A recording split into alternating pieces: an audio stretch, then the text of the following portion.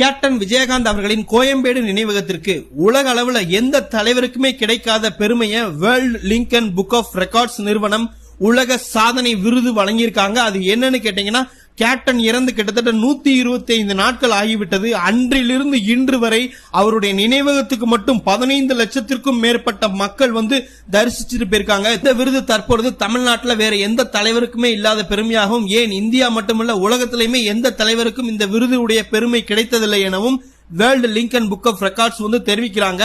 இதற்கு மிக முக்கிய காரணம், கேப்டன் இறந்த அன்னைக்கு மட்டுமே கிட்டத்தட்ட பேரறிஞர் அண்ணா, எம்ஜிஆருக்கு அடுத்து 15 லட்சத்திற்கும் மேற்பட்ட மக்கள் ஒன்று கூடிய ஒரு இரங்கல் நிகழ்வு கேப்டன் விஜயகாந்த் அவர்களுக்கு மட்டும்தாங்க நடந்துச்சு. அந்த டைம்ல கேப்டன் அவர்கள் எதிர்க்கட்சி தலைவரா இல்ல, சட்டமன்ற உறுப்பினரா இல்ல, ஒரு சாமானிய மக்களுடைய மக்களா தேமுதிகவின் தலைவரா இருந்தாரு.